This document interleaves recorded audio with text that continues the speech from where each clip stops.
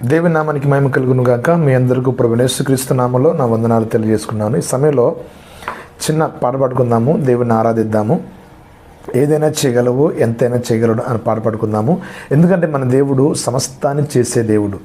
ఏదైనా చేయగలడు, ఆయన ఎంతైనా చేయగలడు. ఆదికాండము 1వ అధ్యాయము 1వ వచనం ఉంటుంది. నిరాకారముగా ఉందంట, ఆకారమే లేదు. అక్కడ సమస్తాన్ని దేవుడు పుట్టించాడు, సమస్తాన్ని ఏర్పాటు చేశాడు, నిర్మించాడు. ఆయన నిర్మాణకుడు.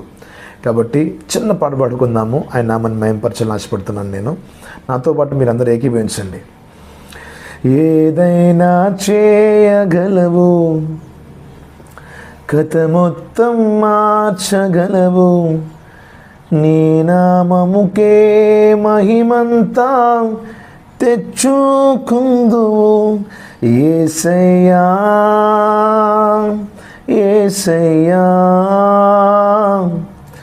నీకే సాధ్యము. యేసయ్యా యేసయ్యా, నీకే సాధ్యము. నీ ఆజ్ఞ లేనిదే ఏదైనా జరుగునా, నీ కంచె దాటగా శత్రువుకి సాధ్యమా. నీ ఆజ్ఞ లేనిదే ఏదైనా జరుగునా, నీ కంచె దాటగా శత్రువుకి సాధ్యమా. మా దేవా నీవే తోడుంటే అంతే చాలును. అపవాది తలచిన కీడులన్నీ మేలైపోవును. మా దేవా నీవే తోడుంటే అంతే చాలును. అపవాది తలచిన కీడులన్నీ మేలైపోవును.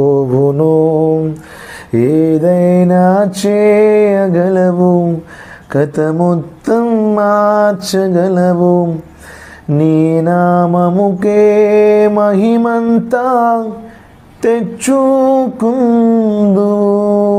మన దేవుడు ఏదైనా చేయగలడు, ఎంతైనా చేయగలడు. ఆయనకి అసాధ్యమంటూ ఏదీ లేదు, సమస్తము సాధ్యమే.